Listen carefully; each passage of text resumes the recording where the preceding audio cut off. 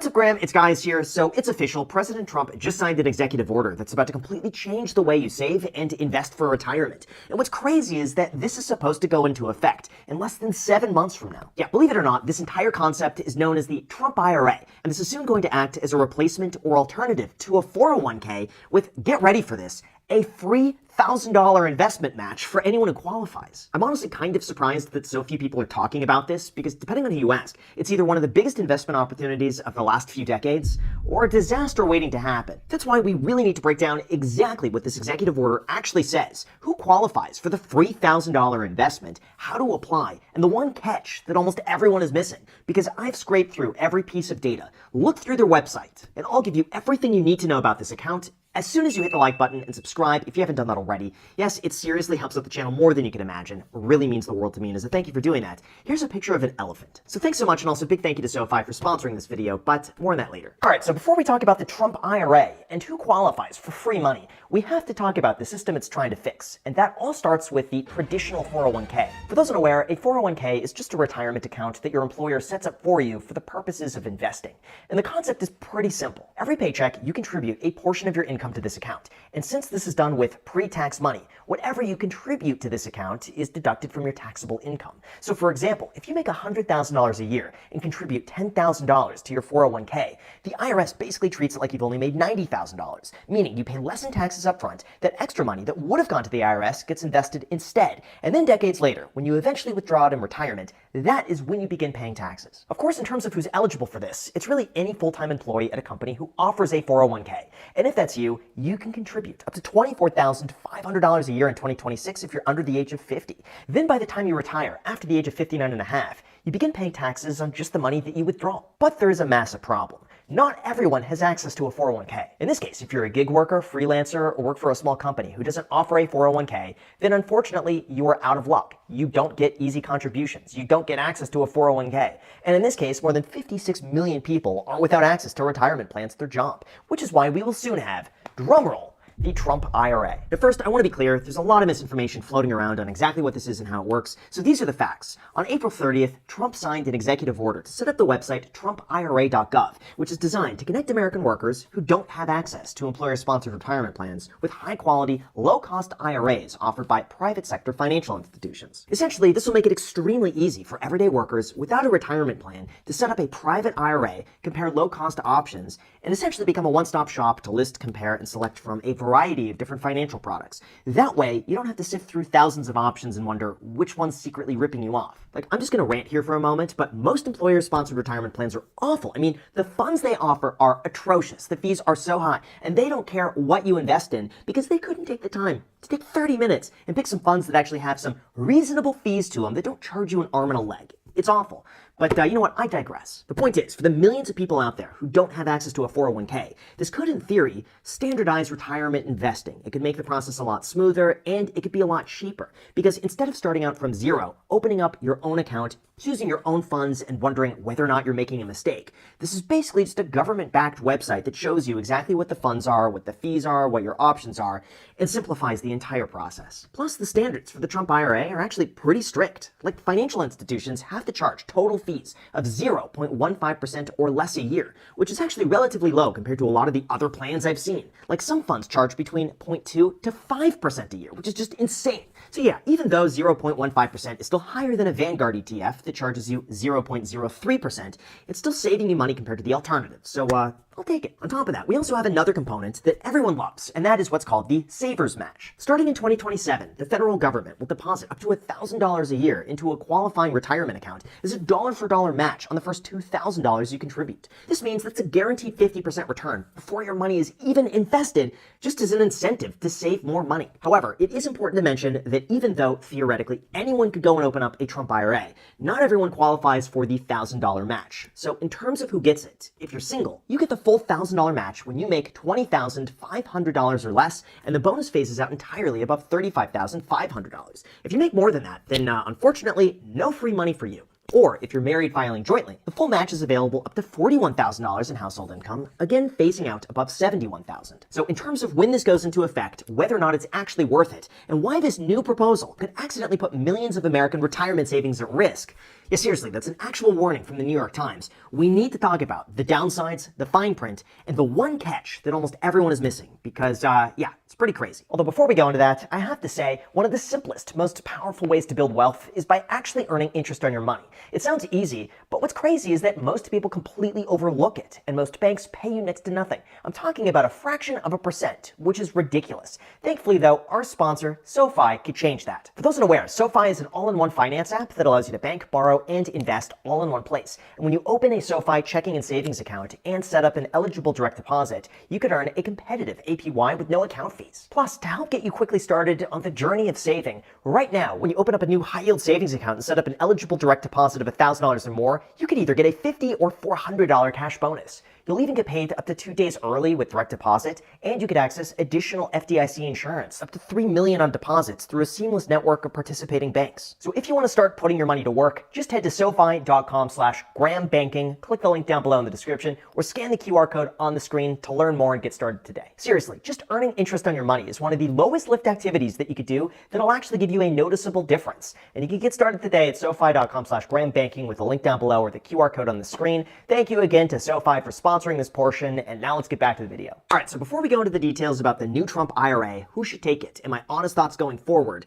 there is another topic that's worth discussing, and that is this executive order that would allow private investments in a 401k. So for those unaware, as of now, 401ks are pretty standard. Like, you have a mix of funds that you could buy into, almost all of them track a broad index, and that's it. It's pretty basic. But coming soon, Trump signed an executive order that would allow for alternative investments to be held in your 401k, which could include private equity, private credit, real estate, and digital assets like cryptocurrency, depending on how the regulators finalize the rules. Why? Well, the argument here is that wealthy investors, pensions, and institutions have had access to these types of investments for decades that have made them egregious amounts of money, but regular workers have mostly only had access to public market funds that earn a lot less. This is why, in theory, opening up your 401k to practically anything would democratize investing by letting 401k plans offer professionally managed funds that include private investments. This would give regular people access to the same type of deals that endowments, pension funds, and billionaires often use to build a lot of wealth. Now, the White House said the goal here is to allow people to get better diversification and potentially earn stronger returns. And the Department of Labor has been directed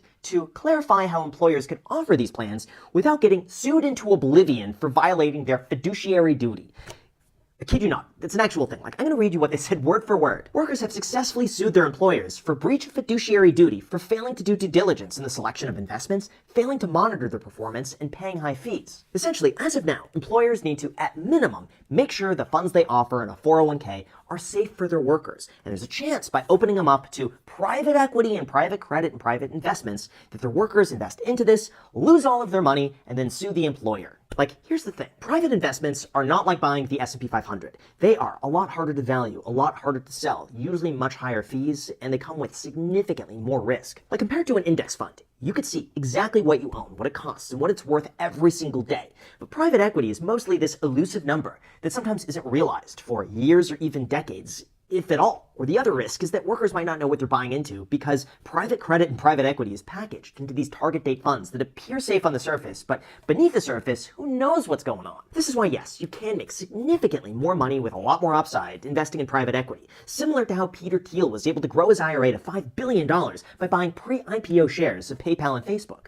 But critics argue that this is simply a massive payday for Wall Street at the expense of everyday workers who inevitably get stuck with expensive, complicated products that benefit the managers more than the retirees. So in terms of everyone watching, what this means for the general population and whether or not these 401k accounts are good for people, here's my honest 401k breakdown. In terms of the Trump IRA, this is probably best for gig workers, freelancers, solo entrepreneurs, and anyone else who doesn't have access to a 401k who makes under $35,000 single or $71,000 married. If that's you, then no joke, this is probably one of the best financial moves that you could make in 2027 because you get access to low-cost funds with a 50% government match up to $1,000. It's pretty good. Again, it's like free money. However, there are two important catches that everyone has to be made aware of, and that's number one, the match is capped at $1,000, which is a lot less than most employer-sponsored retirement plans. And number two, to get the $1,000, you still have to save $2,000. So it's not without any work on your end whatsoever. Beyond that though, as it stands right now, TrumpIRA.gov is scheduled to go live on January 1st, 2027. And if you qualify and meet all the requirements, the government match is most likely going to show up in 2028 once you submit your 2027 tax return. Separate from that, I also just want to say that as nice as it sounds to have a low-cost 401k, even if you don't have one, there is nothing stopping you today from opening up a traditional IRA or a Roth IRA and contributing up to $7,500 a year. Personally, if this were me and you're already in a low tax bracket, especially if you're young, I tend to believe the Roth IRA to begin with is still the superior choice, since this is paid for with after-tax dollars. And when you're not paying a lot of money to taxes, you may as well use this instead, and then compound all of your growth tax-free for the next few decades. Like, here's an example. If you contribute $7,500 a year into a Roth IRA at the age of 20 and you retire at the age of 65, you're going to have nearly $2.5 million tax-free, and over $2 million of that is profit that you owe no taxes on. Compare that to a 401k, where if you're in a 20% tax bracket, that would give you about $9,400 a year to invest, and you'd end up with $3 million while owing taxes on more than $2.5 million of the profit. Personally, I would rather have $2.5 million tax-free